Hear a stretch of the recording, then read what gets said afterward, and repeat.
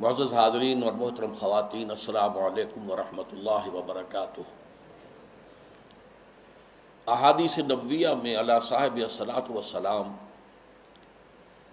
جس معین شخصیت کا ذکر ہے دجال اکبر کے عنوان سے، ابھی اس کا ظہور تو نہیں ہوا، اگرچہ شاید اب زیادہ دور بھی نہیں ہے، لیکن جیسے کہ انگریزی میں کہتے ہیں coming events cast their shadows before, جو آنے والے واقعات ہوتے ہیں مستقبل میں ان کے سائے پہلے سے پڑنے شروع ہو جاتے ہیں۔ تو وہ دجال اکبر کب ظاہر ہوگا، کس شکل میں آئے گا، کہاں سے آئے گا، اس وقت اس سے بحث نہیں ہے، لیکن دجالیت، فتنہ دجال وہ کئی صدیوں سے نہ صرف یہ کہ شروع ہو چکا ہے بلکہ رفتہ رفتہ تدریجاً اس کے سائے گہرے سے گہرے تر ہوتے چلے جا رہے ہیں، اور یہ فتنہ اب میرے نزدیک اپنے آخری مرحلے میں داخل ہو گیا ہے۔ جیسا کہ سب کو معلوم ہے کفر کی بھی بہت سی شکلیں ہیں، بہت سی صورتیں ہیں۔ مثلا حضور کے زمانے میں ایک کفر تھا مشرکین کا، ایک کفر تھا اہل کتاب کا، ایک کفر تھا منافقین کا جو بظاہر مسلمان تھے بباطن کافر تھے۔ اسی طریقے سے شرک کی ہزاروں قسمیں، ہزاروں صورتیں، اس پر بڑی مفصل میری تقاریر موجود ہیں، حقیقت و اقسام شرک، اور اس موضوع پر ان کیسٹس سے اتار کر اب یہ سلسلہ مضامین میثاق میں شائع ہو رہا ہے۔ اسی طریقے سے دجالیت کے بھی بہت سے شیڈز ہیں، بہت سے مراحل ہیں۔ ان میں جو اس کی ایک خاص صورت ہے کہ جو اس کے آخری مرحلے میں سامنے آ رہی ہے، وہ ہے تفریق بین اللہ والرسل، اللہ اور اس کے رسولوں کے درمیان تفریق کرنا۔ اللہ کو مانیں گے لیکن رسول کو نہیں مانیں گے، یا مانیں گے تو اطاعت نہیں کریں گے، اتباع نہیں کریں گے، پیروی نہیں کریں گے۔ اس کے حوالے سے میں نے آج دو آیتیں تو آپ کو سنائی ہیں سورہ نساء کی، آیت نمبر 150، آیت نمبر 151۔ ان کا ترجمہ یہ ہے، ان الذین یکفرون باللہ ورسلہ، یقیناً وہ لوگ جو اللہ اور اس کے رسول کا کفر کرتے ہیں، وَيُرِيدُونَ أَن يُفَرِّقُوا بَيْنَ اللَّهِ وَرُسُلِهِ، اور چاہتے ہیں کہ اللہ اور اس کے رسولوں کے درمیان تفریق پیدا کر دیں، جدائی کر دیں۔ وَيَقُولُونَ، اور یہ کہتے ہیں، نُؤْمِنُ بِبَعْضٍ وَنَكْفُرُ بِبَعْضٍ، ایک کو ہم مانیں گے ایک کو نہیں مانیں گے، ایک کا پر ایمان رکھیں گے ایک کا کفر کریں گے۔ وَيُرِيدُونَ أَن يَتَّخِذُوا بَيْنَ ذَلِكَ سَبِيلًا، اور وہ چاہتے یہ ہیں کہ اس کے بین بین ایک راستہ اختیار کریں۔ اب جو فتویٰ ہے اللہ کا، فرمایا گیا اولئک ھم الکافرون حقا، یہ لوگ کٹر کافر ہیں، چاہے ایمان باللہ کا دعویٰ کریں، چاہے اللہ کی کتاب پر ایمان کا دعویٰ کریں، لیکن اگر رسول کا انکار ہو، رسول کی اطاعت کا انکار ہو، رسول کے اتباع کا انکار ہو تو یہ کفر ہے۔ اولئک ھم الکافرون حقا، جس میں کسی شک و شبہ کی گنجائش نہیں۔ وَأَعْتَدْنَا لِلْكَافِرِينَ عَذَابًا مُهِينًا، اور ایسے کافروں کے لیے ہم نے بہت عبرتناک، اہانت آمیز، ذلت، ذلیل کن، رسوا کن عذاب تیار کر رکھا ہے۔ اس آیت کے بارے میں عام طور پر لوگوں کی جو رائے ہے وہ تفریق بین الرسل والانبیاء، اس کی طرف ذہن جاتا ہے، یعنی رسولوں میں سے بعض کو ماننا بعض کو نہ ماننا، یہ بھی کفر ہے، اور یہ قرآن مجید کے مستقل مضامین میں سے ہے۔ رسولوں کو بھی سب کو ماننا، اور ہمارا ایمان یہ ہے کہ جن رسولوں کا ذکر قرآن میں نبیوں کا ذکر ہو گیا ان کو تو ماننا ہے ہی، ان میں سے تو کسی ایک کا انکار سب کا انکار ہو جائے گا۔ اس کے علاوہ بھی ہمیں معلوم ہے کہ دنیا میں اور بہت سے نبی اور رسول آئے ہیں جن کا ذکر قرآن میں نہیں ہے۔ رسولا قد قصصناہم علیک من قبل ورسلا لم نقصصہم علیک، اے نبی ہم نے بہت سے رسول ایسے بھی ہیں جن کا ذکر آپ کے سامنے کیا ہے پہلے، اور ایسے بھی بہت سے ہیں جن کا ذکر نہیں کیا، لیکن اجمالاً ہم ان سب پر ایمان رکھتے ہیں، یہ ہمارا عقیدہ ہے۔ تعین کے ساتھ انہی کو مانیں گے جن کا ذکر قرآن میں ہوا۔ تو یہ تفریق بین الرسل کا معاملہ بھی قرآن مجید کا ایک مستقل مضمون ہے، جس کے لیے دو مثالیں میں آپ کے سامنے پیش کرتا ہوں۔ سورہ بقرہ کے آخر میں بھی، جو آخری سے پہلی آیت ہے، لاسٹ بٹ ون، اور سورہ بقرہ میں 16ویں رکوع کے آخر میں بھی یہ مضمون آیا ہے۔ 16ویں رکوع میں فرمایا گیا قولوا آمنا باللہ وما انزل الینا وما انزل الی ابراہیم و اسماعیل و اسحاق و یعقوب والاسباط وما اوتی موسیٰ و عیسیٰ وما اوتی النبیون من ربہم لا نفرق بین احد منہم۔ اے مسلمانوں کہو ہم ایمان لاتے ہیں اللہ پر بھی اور اس پر بھی جو ہم پر نازل کیا گیا، اور اس پر بھی جو ہم سے پہلے نازل کیا گیا، ابراہیم پر، اسماعیل پر، اسحاق پر، یعقوب پر، ان کی اولاد پر، موسیٰ پر، عیسیٰ پر، اور تمام نبیوں کو جو کچھ دیا گیا ہم اس سب پر ایمان رکھتے ہیں، اور لا نفرق بین احد من، ان میں سے کسی کے درمیان تفریق نہیں کرتے، تمام نبیوں کو مانتے ہیں۔ اسی طرح جو سورہ بقرہ کی آخری سے پہلی آیت ہے آمن الرسول بما انزل الیہ من ربہ والمؤمنون کل آمن باللہ وملائکتہ ورسلہ لا نفرق بین احد من رسلہ، ہم اس کے رسولوں میں سے، اللہ کے رسولوں میں سے کسی ایک کی بھی تفریق نہیں کرتے۔ تو تفریق بین الانبیاء والرسل بھی قرآن کا ایک مستقل موضوع ہے۔ اس مقام پر توجہ کی ضرورت ہے۔ یہاں اصلاً جو بات سامنے آ رہی ہے وہ یہ ہے تفریق بین اللہ والرسل، اللہ اور رسولوں کے درمیان تفریق کر دینا، اللہ کو ماننے کا دعویٰ کرنا لیکن رسولوں کو ماننے سے انکار کر دینا، یا ماننا تو اس کے اتباع اور اس کی اطاعت سے انکار کر دینا۔ یہ در حقیقت ایک اہم ترین جو ہے فتنہ اس وقت جو دجالیت کا سب سے بڑا سیلاب آ رہا ہے، اس کا اصل ہدف یہی ہے، اس کا گول تو یہ ہے کہ اسلامی تہذیب کے جو بچے کھچے اثرات رہ گئے ہیں ان کا صفایا کر دیا جائے، لیکن اس کا حربہ کیا ہے؟ اللہ اور اس کے رسول کے درمیان تفریق۔ اچھا، یہ تفریق جو ہے بین اللہ والرسل، اس کی ایک تاریخ میں آپ کے سامنے پہلے اجمالاً درج کر دوں۔ آغاز اسلام میں سب سے پہلے اس کا اظہار ہوا ہے، مظاہرہ ہوا ہے یہود کی طرف سے۔ ہم اللہ کو مانتے ہیں، یوم آخر کو مانتے ہیں، ہمیں بھی مسلمان مانو، صاحب ایمان تسلیم کرو۔ یہ جو دوسرا رکوع ہے سورہ بقرہ کا، اس میں اگرچہ منافقین کا تذکرہ بھی ہے لیکن یہاں اصلاً یہود کا ذکر ہے۔ وَمِنَ النَّاسِ مَن يَقُولُ آمَنَّا بِاللَّهِ وَبِالْيَوْمِ الْآخِرِ وَمَا هُم بِمُؤْمِنِينَ، لوگوں میں سے کچھ ایسے بھی ہیں جو کہتے ہیں ہم ایمان رکھتے ہیں اللہ پر بھی، یوم آخر پر بھی، لیکن وہ ہرگز مومن نہیں ہے۔ یخادعون اللہ والذین آمنوا وما یخدعون الا انفسهم وما یشعرون فی قلوبہم مرض فزادہم اللہ مرضا ولہم عذاب علیم بما کانوا یکسبون۔ یہ لوگ جو ہیں کہہ تو رہے ہیں کہ ہم اللہ کو مانتے ہیں، آخرت کو مانتے ہیں، تو ہمیں مانو، صاحب ایمان مانو، مسلمان تسلیم کرو، لیکن وہ ہرگز مومن نہیں ہے۔ وہ دھوکہ دے رہے ہیں اہل ایمان کو اور کوشش کرتے ہیں اللہ کو دھوکہ دینے کی، لیکن یہ کہ انہیں اندازہ نہیں ہے کہ وہ کیا کر رہے ہیں۔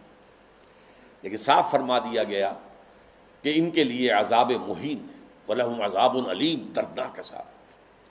تو یہ یہود کی طرف سے دعوت تھا، اور خاص طور پر جو ابتدائی عہد تھا مدینہ کا، جس میں کہ 16-17 مہینے حضور نے بیت المقدس کی طرف رخ کر کے نماز پڑھی ہے، حضور نے اور صحابہ نے۔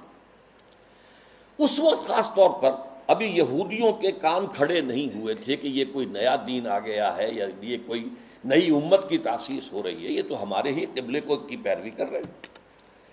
اسی سے ہمت پا کر ان کو یہ کہنے کا بھی موقع ہوا کہ ہمیں بھی مانو کہ ہم مسلمان ہیں، مومن ہیں، دیکھو اللہ کو مانتے ہیں، آخرت کو مانتے ہیں، اگر ہم محمد کو نہیں مانتے صلی اللہ علیہ وسلم تو کون سی بڑی بات ہے۔ بہرحال قرآن مجید نے فتویٰ دے دیا کہ یہ کافر ہیں، مومن ہرگز نہیں ہے، دھوکہ دے رہے ہیں، ان کے دلوں میں ایک مرض ہے، تکبر ہے، کیوں نہیں مان رہے محمد کو صلی اللہ علیہ وسلم؟ تکبر، اور اس کی وجہ سے اللہ نے ان کے تکبر میں، ان کے مرض میں اضافہ کر دیا ہے۔ وَلَهُمْ عَذَابٌ عَلِيمٌ بِمَا كَانُوا يَكْسِبُونَ، اور ان کے لیے دردناک عذاب ہے بسبب اس کے کہ جو جھوٹ وہ بول رہے ہیں۔ نمبر 2 پر منافقین نے جو شکل اختیار کی، وہ پورے زور دے کر کہتے تھے کہ ہم اے محمد آپ پر ایمان رکھتے ہیں، لیکن یہ کیا ضروری ہے کہ آپ کو ہر معاملے میں حکم تسلیم کریں، یہ کیا ضروری ہے کہ آپ کا ہر حکم بھی مانیں؟ آپ کی رسالت کا کام پورا ہو گیا، آپ نے قرآن لا کر ہمیں اللہ کی کتاب دے دی، اب جو کچھ قرآن میں ہوگا اس کو تو مانیں گے، لیکن یہ کہ آپ کا حکم، آپ کا قول، آپ کا فرمان، آپ کا قانون، یہ کیوں مانیں؟ چنانچہ آپ دیکھیے سورہ منافقون کی پہلی آیت میں سب سے زیادہ شد و بد کے ساتھ وہ ذکر ایمان بالرسول کا کر رہے ہیں۔ اذا جاءک المنافقون قالوا نشہد انک لرسول اللہ، اے نبی جب آپ کے پاس یہ منافق آتے ہیں اور کہتے ہیں کہ ہم گواہ ہیں کہ آپ اللہ کے رسول ہیں، واللہ یعلم انک لرسول، اور اللہ خوب جانتا ہے، اللہ سے بڑھ کر اور کس کو معلوم ہوگا کہ اے محمد آپ اللہ کے رسول ہیں صلی اللہ علیہ وسلم، واللہ یشہد ان المنافقین لکاذبون، لیکن اللہ تعالیٰ گواہی دیتا ہے کہ یہ منافقین جو ہیں یہ جھوٹ بول رہے ہیں، ان کا آپ کی نبوت و رسالت پر وہ ایمان نہیں ہے کہ جو ہونا چاہیے۔ خاص طور پر قتال کے بارے میں انہوں نے یہ کہنا شروع کر دیا تھا کہ یہ تو خود اپنی طرف سے شروع کر دیا ہے محمد نے صلی اللہ علیہ وسلم، اب یہ قرآن میں تو قتال کا ذکر ہی نہیں آیا، اور وہ کہتے تھے کہ کوئی صورت کیوں نہیں اتری، یہ جو چھیڑ چھاڑ مکے والوں سے شروع کر دی ہے، یہ جو ان کے قافلوں کا پیچھا کر رہے ہیں، تعاقب کر رہے ہیں، ان کی ایک پولیٹیکل آئسولیشن اور اکنامک بلاکیٹ کے جو اقدامات کیے، یہ تو خود کیے انہوں نے، اس کا اللہ کی کتاب سے تو کوئی تعلق نہیں ہے۔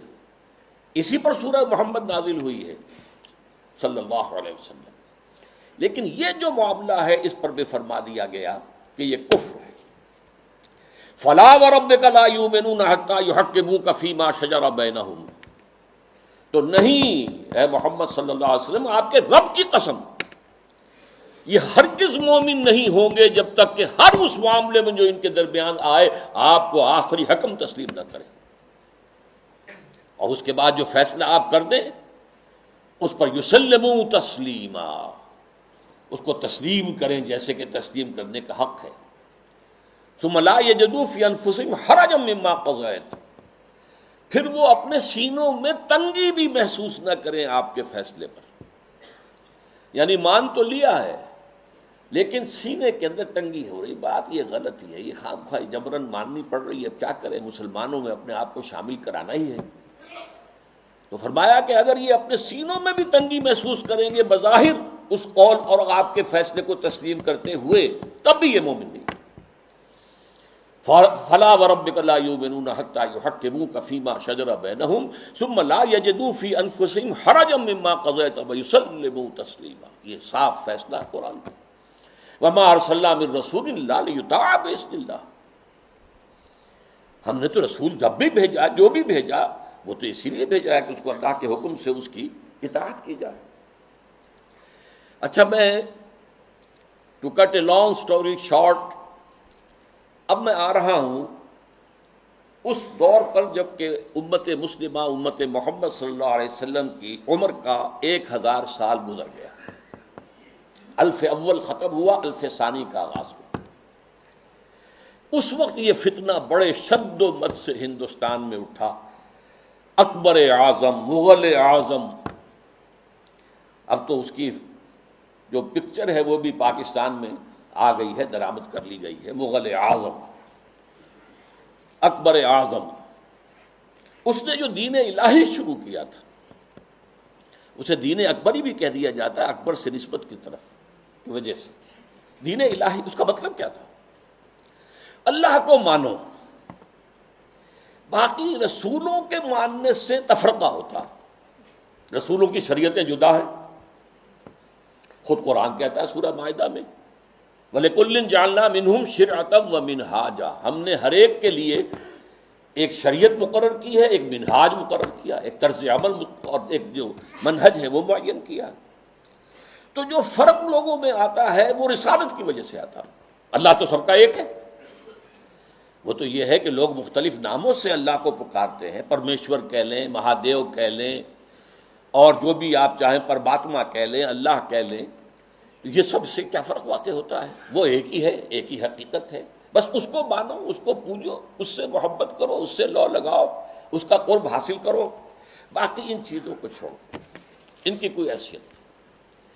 اس فتنے کے پیچھے اس کی سیاسی حکمت عملی بھی تھی. ہندوستان کے حالات کو یقیناً یہ کہ اگرچہ وہ ان پڑھ تھا، بالکل ان پڑھ، لیکن ذہین بہت تھا. اندازہ کر لیا تھا کہ ہندوستان کا اصل مسئلہ یہی مذہبی تفاوت اور فرق ہے، لہذا کوئی شکل ایسی ہو کہ اس تفرقے کو مٹا دیا جائے، اور اس کی شکل یہ شریعت کا اور رسالت کا تصور جو ہے بیچ میں سے نکال دیا جائے.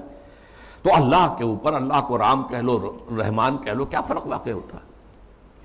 اس سے یہ ہے کہ یکجہتی پیدا ہو جائے گی. ہندو عورتوں سے شادی کی، یہاں تک کہ اس کا جانشین جہانگیر سلیم شہزادہ، وہ بھی ایک ہندو، اجودھا بائی جو ہے اس کے وطن سے پیدا ہوا، ہندوؤں سے شادیاں کی. کئی جو ہیں اس کی رانیاں تھیں. تلک بھی لگا لیتا تھا، بتوں کو بھی پوجا کر لیتا تھا، ڈنڈوت کر دیتا تھا. ہر رانی کے ہاں موجود ہے بت، وہاں گیا تو وہاں بھی اس نے سجدہ کر دیا، یا کم سے کم سر جھکا لیا، ہاتھ جوڑ کے کھڑا ہو گیا. یہ سارا فتنہ اس نے شروع کیا تھا ایک پولیٹیکل وزڈم کے تحت، لیکن اس کی ایک تائید ہو رہی تھی، اور وہ تصوف کے جس میں ہمہ اوست اور وحدت الوجود گڑبڑ ہو گئے تھے. Pantheism and unity of existence, یہ دو چیزیں علیحدہ ہیں، ان میں فرق باریک سا ہے. عوام اس فرق کو سمجھنے سے قاصر ہے. یہاں کے تصوف میں یہ دونوں چیزیں گڑبڑ ہو گئی. ہمارے ہاں بھی صوفی شاعر نے کہا ہے نا، مسجد مندر ہکڑو نور. یہ سرائے کی علاقے کے بہت بڑے صوفی، مسجد میں اور مندر میں ایک ہی نور ہے، نور تو ایک ہی ہے. رام کہہ لو، رحمان کہہ لو، کیا فرق پڑتا؟ آپ کے لاہور میں مزار ہے کس کا؟ مادھولال حسین. اب یہ مادھولال ہندو نام، حسین کا اس کے اندر لاحقہ لگا دیا. تو یہ تصوف جو ہے، یہ اور اکبر کی حکمت عملی نے مل کر ایک اتنا بڑا فتنہ شروع کیا کہ محمد کی شریعت اور محمد کی رسالت کا دور ختم ہو گیا صلی اللہ علیہ وسلم. وہ 1000 سال کے لیے تھا، کیونکہ قرآن مجید میں 2 جگہ یہ بات آئی ہے کہ اللہ کا ایک دن تمہارے حساب سے 1000 سال کا بنتا ہے. وہ ایک دن اللہ کا ختم ہو گیا، اور یہ جو شریعت محمدی اور نبوت محمدی کا دور تھا وہ ختم ہوا. اب یہ ایک نیا دور ہے، اس میں جو ہے وہ دین الہی چلے گا. اس فتنے کا توڑ کیا حضرت مجدد الف ثانی. میں نے کہا تھا نا، یہ الف ثانی کے آغاز میں فتنہ اٹھا. امت کی عمر کا دوسرا ہزارہ جو ہے دور وہ شروع ہو رہا تھا، 1000 سالہ دور. تو وہ فتنہ جو تھا الف ثانی کا، اس کا توڑ کرنے کے لیے اللہ نے جس مجدد کو اٹھایا ہے، اس کا نام ہی پڑ گیا مجدد الف ثانی رحمۃ اللہ علیہ، شیخ احمد سرہندی. اس نے توڑ کیا، جس کے بارے میں اقبال کہتا ہے، گردن نہ جھکی جس کی جہانگیر کے آگے، جس کے نفس گرم سے ہے گرمی احرار. وہ ہند میں سرمایہ ملت کا نگہباں، اللہ نے بر وقت کیا جس کو خبردار. ملت تو ختم ہو رہی تھی، اس لیے کہ ملت کی تو بنیاد جو ہے وہ حضور صلی اللہ علیہ وسلم کے اتباع اور اطاعت پر ہے. محض قرآن پر تو نظام کوئی بنتا ہی نہیں سرے سے. نماز کا نظام نہیں بنتا، اور کیا نظام بنے گا؟ نماز کا نظام کہاں بنے گا قرآن پر؟ تاکیدی حکم ہے، نماز قائم کرو، نماز قائم کرو، نماز قائم کرو. وہ 5 نمازوں کا ذکر کہاں ہے؟ یہ ان رکعتوں کا ذکر کہاں ہے کہ فجر کی 2 ہیں، فرض جو رکعتیں ہیں، اور ظہر اور عصر کی 4 ہیں، مغرب کی 3 ہیں، عشاء کی پھر 4. کہاں ہے؟ قرآن میں تو کہیں نہیں. اس لیے نظام اگر بنتا ہے، یہاں تک کہ نماز کا نظام بھی وہ سنت سے بنتا ہے. ملت بنتی ہے تو سنت سے بنتی ہے. بمصطفیٰ پر اساخی شراک دی ہمہ اوست، اگر مؤون رسیدی تمام بولا بیست، اپنے آپ کو مصطفیٰ صلی اللہ علیہ وسلم کے قدموں تک پہنچا دو کہ دین تو نام ہی ان کا ہے۔ بہت صحیح بات ہے، اگر ان تک تمہاری رسائی نہ ہوئی تو سب بولا بھی ہے۔ یہی فتنہ پھر 19ویں صدی میں سامنے آیا ہے۔ اب یہ ایک ہندو کے ذریعے سے آیا۔ راجہ رام موہن رائے بہت بڑا عالم تھا، فارسی کا، عربی کا، اردو کا، ہندی تو اس کی زبان تھی، اور ہندوؤں میں جو احیاء ہوا ہے ان کا قومی سطح پر، وہ جن اشخاص کا مرہون منت ہے ان میں بہت بڑے مقام پر راجہ رام موہن رائے ہے، اور یہ موحد تھا، موحد کامل۔ چنانچہ انگریز جب آ چکے، آپ کو معلوم ہے 18ویں صدی میں آ گیا تھا انگریز، جنگ پلاسی کے بعد سے بنگال پر اس کا قبضہ ہو چکا تھا، اس کے بعد رفتہ رفتہ وہ سیلاب آگے آ رہا تھا۔ کلکتے ہی میں انہوں نے پہلا پریس قائم کیا، پہلا کالج قائم کیا، انجیلیں اردو میں ترجمہ کر کے، مقامی زبانوں میں ترجمہ کر کر کے لاکھوں کی تعداد میں پھیلا دی۔ اس فتنے میں مسلمان جو نہیں بہے، اس کے ایک اور بھی اسباب ہیں اللہ کے فضل و کرم سے، لیکن ایک بہت بڑا ذریعہ راجہ رام موہن رائے بنا۔ آئینہ تسلیم کے نام، آئینہ تسلیس کے نام سے اس نے کتاب لکھی، جس میں توحید کا اس بات کی، مسلمانوں کی طرف سے دفاع کی۔ لیکن اس شخص نے بھی وہی دین الہی کی طرح کہ یہ تفرقہ جو ہے مسلمان اور ہندوؤں کے مابین، اس کو دور کرنے کی ایک ہی شکل ہے، اور وہ یہ ہے کہ ان کے اندر اتحاد پیدا کیا جائے خدا کے نام پر۔ چنانچہ اس نے ایک خاص مجلس قائم کی، ایک خاص اس کا فرقہ بن گیا برہمو سماج۔ برہما کہتے ہیں خدا کو، برہمو سماج، یعنی جس طرح دین الہی اسی طرح برہمو سماج، وہ یہ ہے کہ ایک برہما کو مان لو، بس خدا کو مان لو، جو تم اللہ کہہ لو، ہم اسے پرمیشور کہہ لیں، برہما کہہ لیں، جو چاہیں کہہ لیں، لیکن یہ ہے کہ باقی چیزیں جو ہیں ان کو ذرا پسے پش ڈال دو، ان کی اہمیت کم کر دو۔ تو برہمو سماج جو ہے اس نے پیدا کیا۔ اس کا انتقال 1833 میں ہوا تھا۔ اس کو پھر 20ویں صدی میں تازہ کیا ہے گاندھی نے، متحدہ قومیت کے لیے۔ اس کی بھی ایک سیاسی بصیرت تھی۔ انگریز کی غلامی سے نجات پانے کی کوئی صورت نہیں ہے جب تک کہ مسلمان اور ہندو متفق نہ ہو، متحد نہ ہو، اور ان کے اتحاد میں جو چیز حائل ہے وہ شریعت ہے، قانون ہے، تہذیب ہے مسلمانوں کی۔ تو جب تک ان کو گڈمٹ کر کے ایک ہاون دستے میں ڈال کر، کوٹ کر، پیس کر ایک نہ بنا دیا جائے، تب تک یہ متحد نہیں ہو سکتے، اور جب تک یہ متحد نہیں ہوں گے آزادی نہیں ہو سکتی۔ اسی کی وجہ ہے کہ اس کی پرارتھنا جو ہوتی تھی صبح ہی صبح، اس میں گیتا بھی پڑھی جاتی تھی، قرآن کی تلاوت بھی ہوتی تھی، گرو گرنتھ کو بھی پڑھ کے سنایا جاتا تھا، تاکہ معلوم ہو یہ سب ایک ہیں بھائی، اس میں کیا فرق واقع ہوتا۔ یہ فتنہ اس شد و مت سے اٹھا تھا، متحدہ قومیت۔ علماء کی کتنی بڑی تعداد تھی جو کہ مولانا حسین احمد مدنی رحمۃ اللہ علیہ کی سرکردگی میں اس متحدہ قومیت کی قائل ہو گئی، اور مان لیا انہوں نے کہ آج کل تو دنیا میں قومیں جو ہے وطن کی بنیاد پر بنتی، وطنیت۔ مولانا ابوالکلام آزاد بھی اس فتنے کا شکار ہوئے۔ اس فتنے کا توڑ کیا ہے جس شخص کو خصوصی نسبت تھی مجدد الفسانی سے رحمۃ اللہ علیہ، یعنی علامہ اقبال، کہ مسلمانوں کی قومیت کی بنیاد وطن نہیں ہے، مذہب ہے، اور مذہب جو ہے وہ نام ہے محمد صلی اللہ علیہ وسلم کے اطاعت اور اتباع کا۔ وطنیت کے بارے میں جو کچھ انہوں نے کہا، اس دور میں میں اور ہے، جام اور ہے، جم اور، ساقی نے بنا کی روش لطف و ستم اور، تہذیب کے آذر نے ترشوائے صنم اور، مسلم نے بھی تعمیر کیا اپنا حرم اور، ان تازہ خداؤں میں بڑا سب سے وطن ہے، جو پیرہن اس کا ہے وہ مذہب کا کفن ہے۔ یہ وہی بات جو مجدد الفسانی نے کہی تھی، اسی بات کو علامہ اقبال نے کہا ہے، اور ان کی بڑی گہری باہمی نسبت ہے۔ چوتھے نمبر پر پھر جب انگریز کا یہاں پر پورا تسلط ہو گیا 1857 کے بعد، تو فتنہ انکار حدیث پیدا ہوا، سنت رسول کا استخفاف۔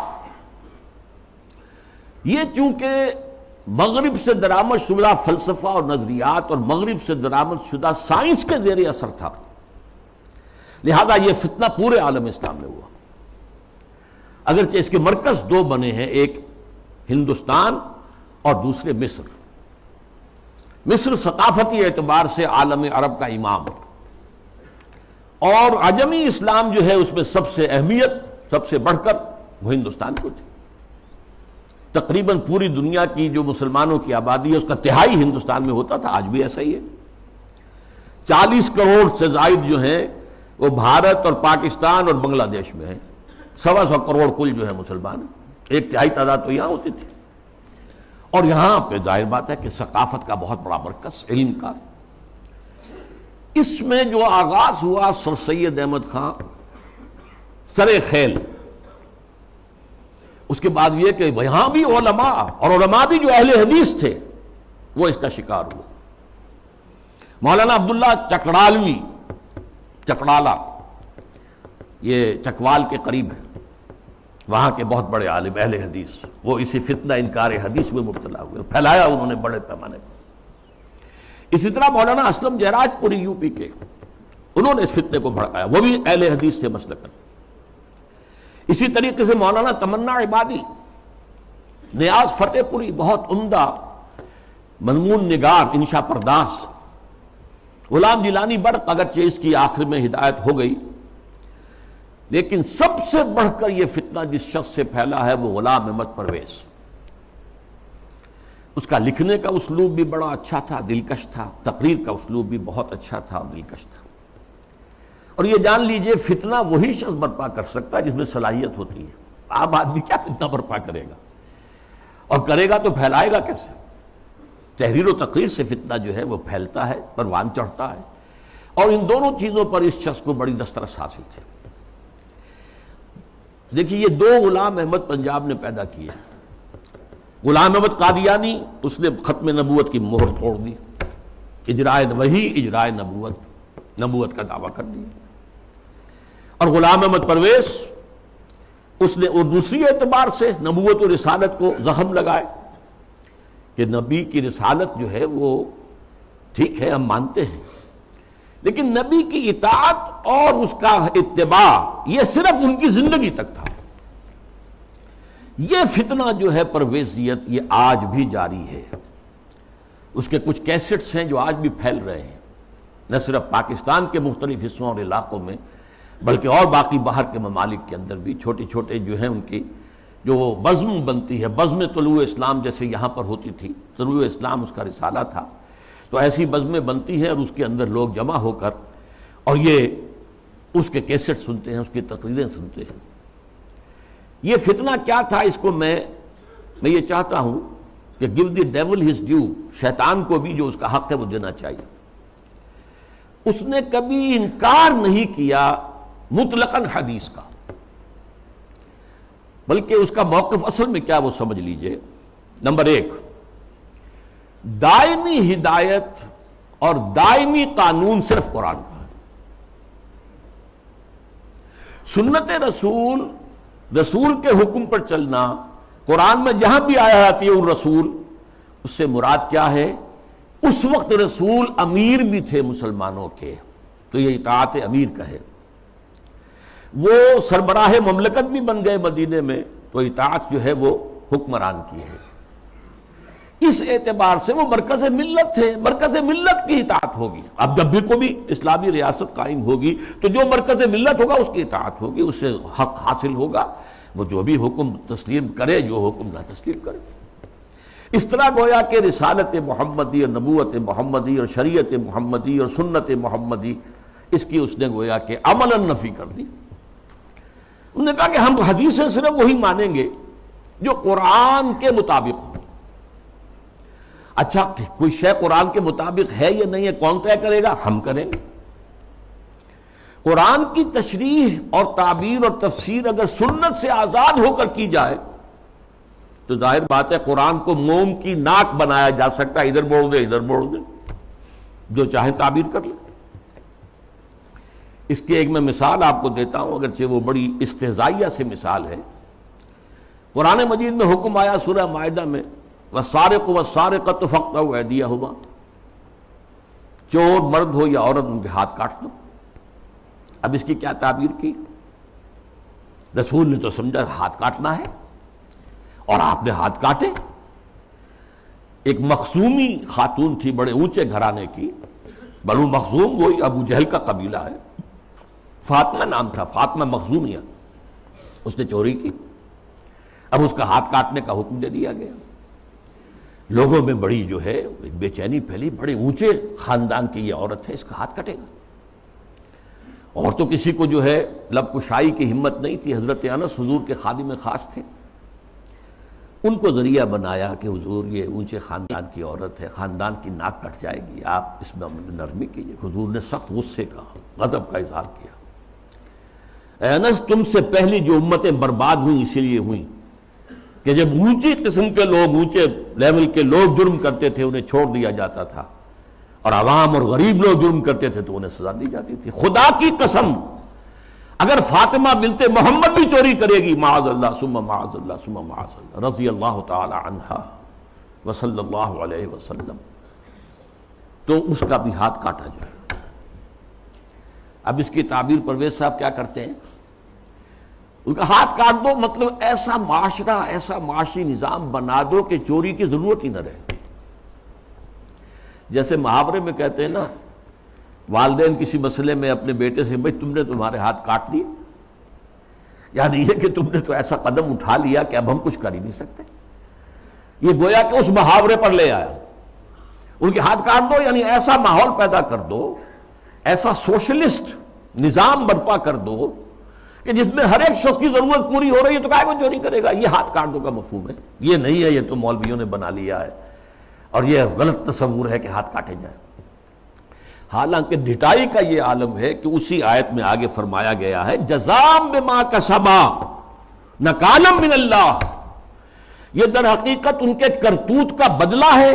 تو گویا کہ ان کے کرتوتوں کا بدلہ یہ ہے کہ ایسا نظام قائم کرو، یہ ان کے کرتوتوں کا بدلہ ہے۔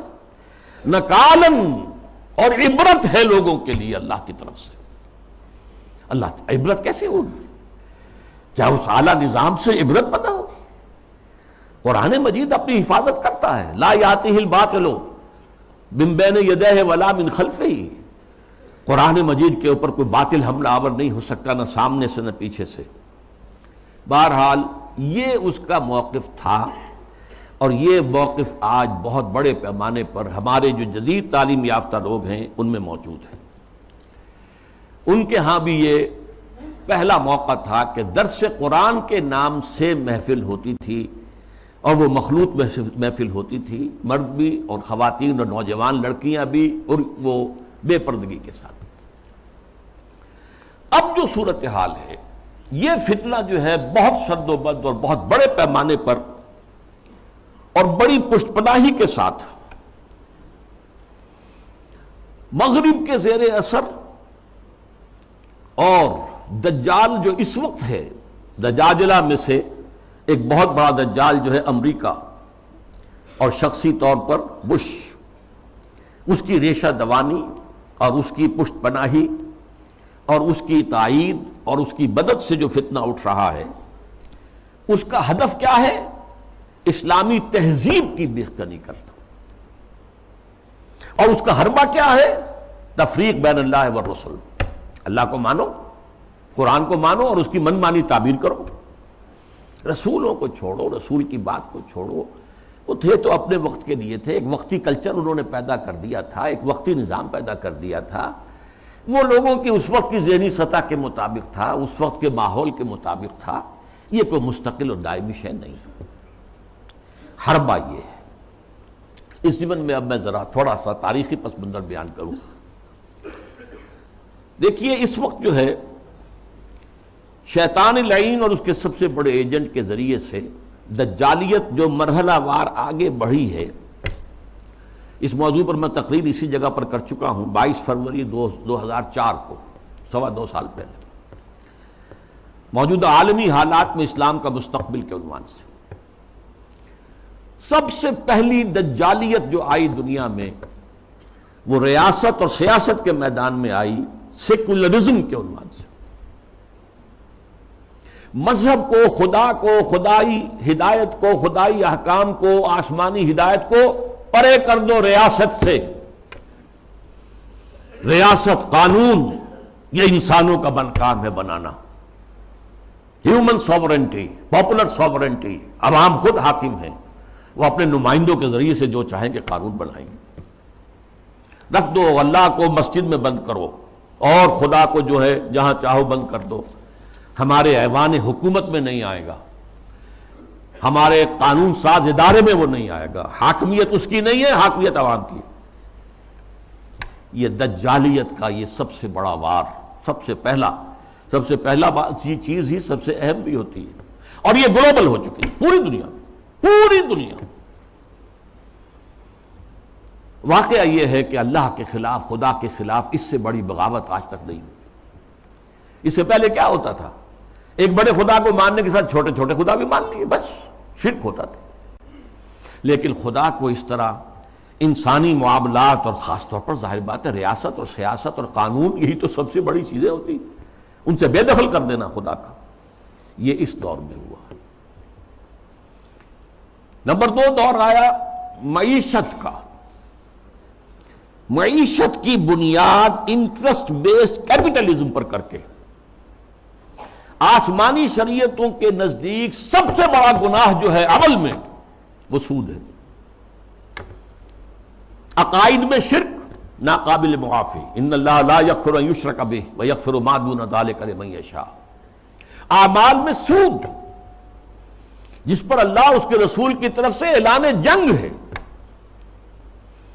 وہ سود مرکزی شے بن گیا معیشت کی۔ بینکنگ، انٹرسٹ، کیپٹلزم، یہ بھی گلوبل ہو چکا ہے فتنہ، پوری دنیا، مسلم غیر مسلم، مشرقی مغربی، سب ہر جگہ۔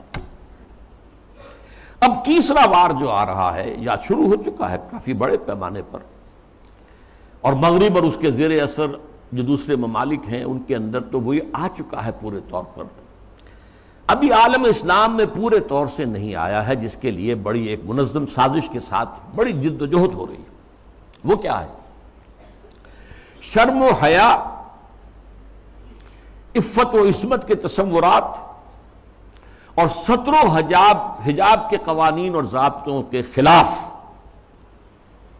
اس سے آزاد تہذیب اور معاشرت۔ جیسا کہ میں نے عرض کیا، یہ شرم و حیا، عصمت و عفت کے تصورات کہ یہ بھی کوئی بڑی اعلیٰ قدر ہے، ستر و حجاب یہ بھی کوئی احکام ہے، ان سب کی نفی اسلامی تہذیب کو اس وقت سب سے بڑا چیلنج اس سے، اس لیے کہ یہ اسلامی تہذیب کا بنیادی نقطہ ہے، اہم ترین ہے۔ اس ضمن میں دیکھیے، سب سے پہلے امریکہ میں ان کے جو تھنک ٹینکس ہوتے ہیں، بڑے بڑے مفکر ہوتے ہیں، تھنکرز ہوتے ہیں، وہ چیزیں لکھتے ہیں، اور وہ گویا کہ ایک طرح کی رہنمائی ہوتی ہے حکومت کے لیے۔ سیموئل پی ہنٹنگٹن نے لکھی کتاب، بلکہ مقالہ، تہذیبوں کا ٹکراؤ۔ اب ہمارا اصل معاملہ ہماری تہذیب کا مسلم تہذیب سے ٹکراؤ ہے، تہذیبوں کا ٹکراؤ، کلیش آف سویلائزیشنز۔ اور اس میں اس نے تجزیہ کیا، یہ چیزیں پہلے بھی بیان ہوئی ہیں، لیکن اس وقت ایک خاص موضوع کے تحت میں ترتیب کے ساتھ ان چیزوں کو لا رہا ہوں۔ اس نے کہا کہ ٹوائنبی نے کہا ہے کہ دنیا میں آج تک کل 20 تہذیبیں قائم ہوئیں، ان میں سے 12 تو مر چکی، ختم ہو گئی، نسیم منسیہ ہو گئی، 8 ابھی موجود ہیں۔ ایک ہماری مغربی تہذیب ہے، 7 اور ہیں۔ ان 7 میں سے بھی 5 تو ایسی ہیں جنہیں ہم آسانی سے ایسیمیلیٹ کر سکتے ہیں۔ انڈین سویلائزیشن آسانی سے ایسیمیلیٹ ہو گئی، وہی کلچر، وہی تہذیب، وہی بے پردگی، وہی اریانی پہلے بھی تھی اب بھی آ گئی، وہی ناچ گانا وہ پہلے بھی تھا اب اور زیادہ ہو گیا، لہذا تہذیبی ٹکراؤ وہاں تو ہے ہی نہیں۔ تو دو جو تہذیبیں ہیں وہ ہمارے لیے چیلنج ہیں، وہ لوہے کے چنے ہیں، انہیں چبانے میں وقت لگے گا۔ ایک مسلم سویلائزیشن اور ایک کنفیوشین سویلائزیشن۔ کنفیوشین سویلائزیشن کے بارے میں تو میں اس وقت نہیں سمجھا تھا کہ یہ کیا واقعی کوئی چین کے اندر یا اس کے آس پاس کے ممالک میں جو بدھ مت کے پیروکار شمار ہوتے ہیں، کوئی واقعی کوئی تہذیب کنفیوشس کے حوالے سے ہے؟ ابھی حال ہی میں نیوز ویک کا ایک پرچہ چھپا ہے جس کا مین مضمون تھا کنفیوشس کا احیاء، ریوائول۔ تو یہ ہو رہا ہے چین میں اس وقت۔ لیکن یہ کہ اصل ہمارا جو مطلب ہے اس وقت، ہمارا موضوع ہے وہ مسلم سویلائزیشن ہے۔ اس نے اسے بھی شمار کیا ہے کہ یہ بھی ہمارے لیے بہت بڑا چیلنج۔ اب ذرا اسلامی تہذیب کا ایک تاریخی جائزہ، شرم و حیا، عفت و عصمت اور ستر و حجاب کے احکام پر مبنی اسلامی تہذیب، اس کا ایک تاریخی جائزہ۔ دیکھیے نبی اکرم صلی اللہ علیہ وسلم نے فرمایا تھا، وہ حدیث میں نے شروع میں آپ کو سنائی ہے، بدأ الاسلام غریبا وسیعود کما بدا۔ اسلام کا آغاز جب ہوا ہے تو وہ بہت اجنبی سا تھا، نامانوس، لوگ سمجھتے نہیں تھے یہ کیا نئی باتیں ہیں۔ پھر اس کے بعد اسلام کے غلبے کا دور آ گیا، جب غالب ہو جائے تو سبھی دوست بن جاتے ہیں، جو بھی طاقتور ہے اس کو تو سبھی دوست ہیں، لہذا بہت سب لوگ جو ہیں اس کا علم لے کر کھڑے ہو گئے۔ لیکن ان قریب اسلام غریب ہو جائے گا، پھر اجنبی ہو جائے گا۔ تو جو لوگ اسلام کی اجنبیت میں اس کا ساتھ دیں اور خود بھی اجنبی ہو جائیں، ان کے لیے مبارکباد ہے، تہنیت ہے کہ وہ زمانے کا ساتھ نہ دیں، اسلام کا ساتھ دیں۔ چاہے کہا جائے کہ یہ بڑے فنڈامنٹلسٹ ہیں، یہ بڑے کٹھ ملا ہیں، یہ بڑے دقیانوسی ہیں، یہ بڑے تنگ نظر ہیں، یہ بڑے رجت پسند ہیں، جو چاہے کہیں، لیکن جو اسلام کے ساتھ چمٹے رہیں گے ان کے لیے فطوبیٰ للغرباء۔ اب اس کا تاریخی تجزیہ کیا ہے؟ دیکھیے، اسلام پر اجنبیت کا پہلا پردہ یا پہلا سایہ تو پڑ گیا خلافت راشدہ کے فوراً بعد۔ حکومت و ریاست کے میدان میں امرہم شورا بینہم کے بعد ختم ہوئی اور ملوکیت، شہنشاہیت کا آغاز ہو گیا۔ اب اس کی تفصیل میں اس وقت نہیں جاؤں گا۔ بنو امیہ، بنو عباس، پھر اس کے بعد جو بادشاہتیں بنی، مغلوں کی حکومت، صفویوں کی حکومت، ترکوں کی حکومتیں، یہ تھی۔ یہ وہاں پر وہ خلافت کی بنیادی بات یہ نہیں تھی کہ چنو اپنے میں سے بہترین کو اور پھر اس کا حوالے کرو۔ ان اللہ یامرکم ان تؤدوا الامانات الی اہلہا، جو اہل ہو ان کے ذمہ داریاں جو ہیں ان کے ذمہ لگاؤ۔ اس کو ختم کر دیا گیا۔ اب جس کی لاٹھی اس کی بھینس۔ بنی امیہ کی طاقت زیادہ ہے، عصبیت شدید ہے، لہذا وہ آئے، انہوں نے حکومت قائم کر لی۔ تو یہ پہلا دور تھا اجنبیت کا، پہلا پردہ پڑا اسلام پر۔ دوسرا پردہ کچھ عرصے کے بعد جب ملوکیت نے خوب پنجے گاڑ لیے، مضبوطی ہو گئی اور ملوکیت شہنشاہیت میں تبدیل ہو گئی، یہ دور بنو عباس ہے۔ اس میں معیشت کے میدان میں بھی آ گیا معاملہ۔ ایک طرف جاگیرداری جو ملوکیت کی بنیاد ہوتی ہے، ہر جگہ مشرق و مغرب میں شہنشاہیت اور بادشاہیت میں آپ کو جاگیرداری ملے گی۔ جاگیردار ہوتے 30,000 منصبدار، 20,000 منصبدار، ان پر حکومت قائم ہوتی اور ان کے لیے ضروری ہے مزارعت۔ آپ نے بہت بڑی جاگیر دے دی ہے، لیکن کیا وہ شخص خود کاشت کر لے گا؟ وہ تو کسی کو بٹائی پر کاشت کے لیے دے گا نا۔ یہ زمین کا سود ہے جو سب سے پہلے اسلام میں داخل ہوا، جس کو حرام مطلق قرار دیتے ہیں امام ابو حنیفہ بھی رحمۃ اللہ علیہ، جو اصحاب الرائے کے سر خیل ہیں، امام ہیں، اور امام مالک بھی رحمۃ اللہ علیہ جو اصحاب الحدیث کے سر خیل ہیں اور سب سے بڑے ان کے نمایاں ہیں۔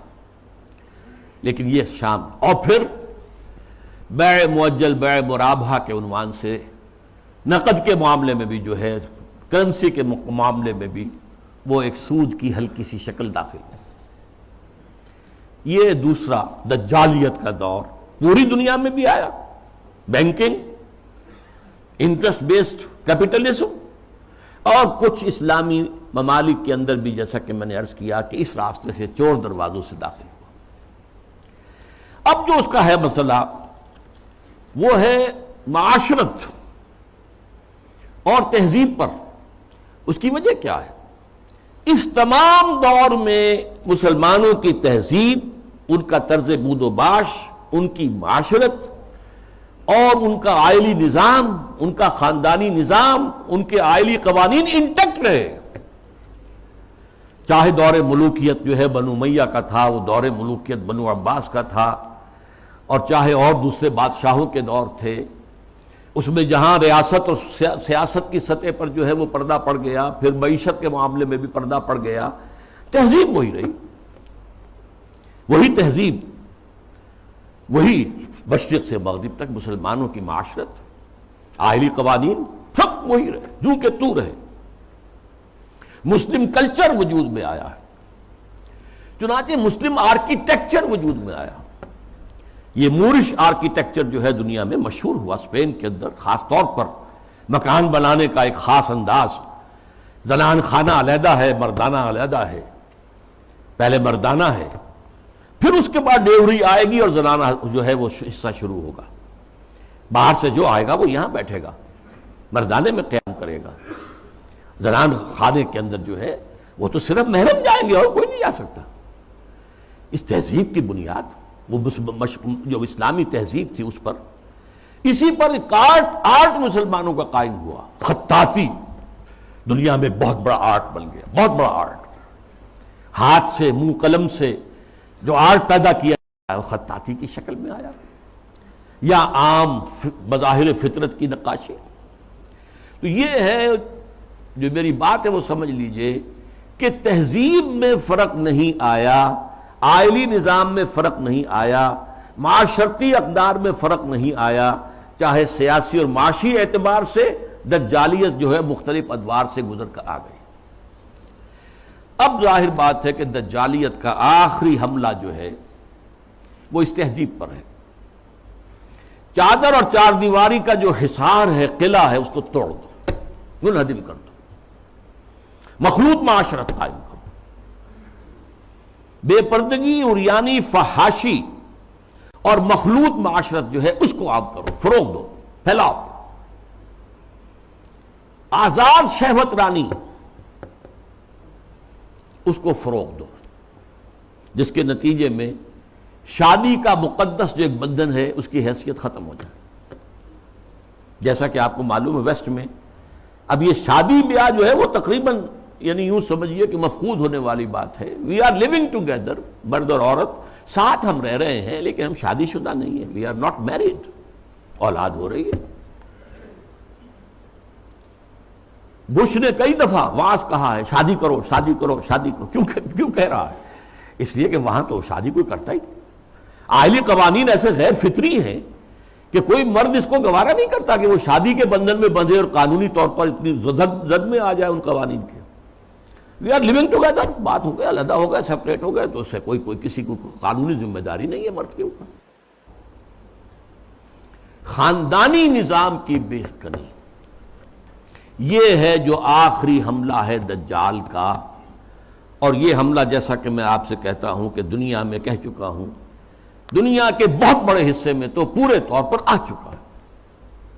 ابھی عالم اسلام میں یہ اتنا فروغ نہیں پا سکا ہے. ابھی کچھ نہ کچھ خاندانی قدریں موجود ہیں، کچھ بزرگوں کا احترام ہے، شادی کا بندھن کی اس کی کوئی اہمیت ہے، اس کا ایک تقدس ہے، شرم و حیا کی کوئی قدر و قیمت ہے، عصمت و عفت کا کوئی تصور ہے، وہ بھی کوئی اعلیٰ قدر ہے. ستر اور حجاب کے کچھ نہ کچھ، بہرحال اگرچہ بہت بڑے پیمانے پر وہ فتنہ ہمارے ہاں بھی آ رہا ہے، لیکن ابھی کچھ نہ کچھ بقایا ہے.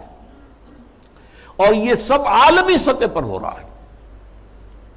مسلمانوں کی تہذیب کی یہ جڑ اور بنیاد کاٹنے کے لیے ذرا یاد کیجئے، قاہرہ کانفرنس ہوئی سب سے پہلے عالمی سطح پر، ویمن لب، عورتوں کی آزادی کے لیے.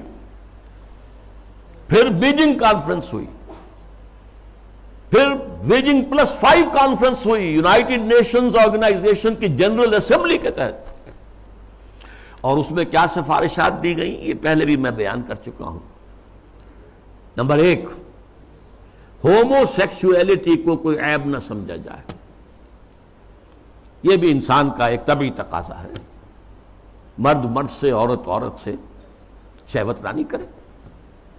یہاں تک کہ مرد اور مرد کی شادی اور عورت کی شادی، ایک مرد جو ہے وہ شوہر ہے، دوسرا مرد بیوی ہے.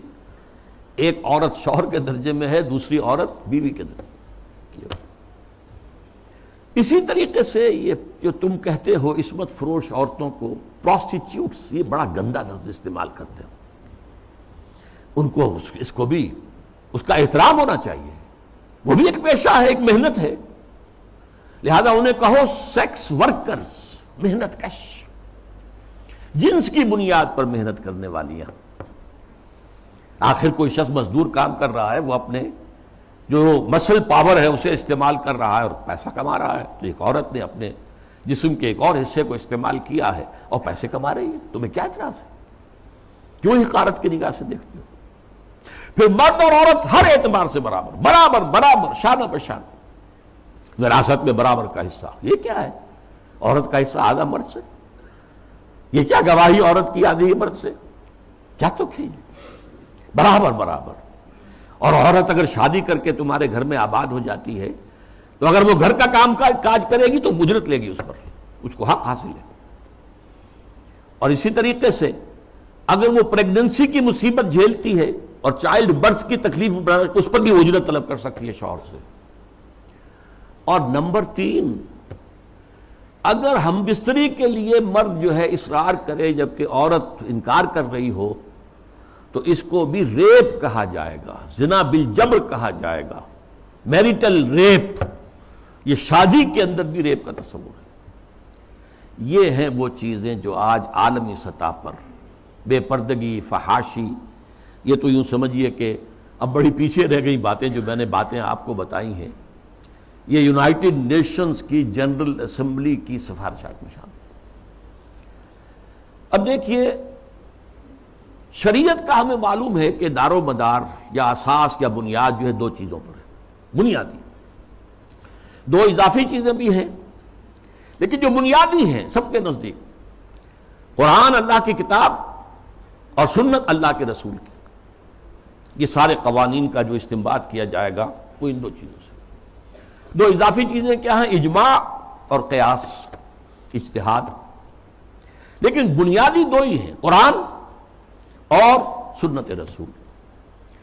لیکن خاص طور پر جب تہذیب کا معاملہ آتا ہے، تہذیب کے معاملے میں قرآن، سنت رسول، اور سب سے اہم ہے رسول سے محبت، رسول کی تعظیم.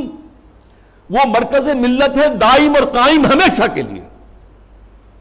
مرکز ملت وہ ہے اللہ کا رسول ہے صلی اللہ علیہ وسلم. ان کی تعظیم میں کمی ہوگی تو دین کی جڑ ختم ہو جائے گی، تہذیب ختم ہو جائے گی. ان کی اطاعت ہی نہیں، اتباع. ان کا اتباع اگر نہیں ہوگا تو تہذیب اسلامی نہیں رہے گی.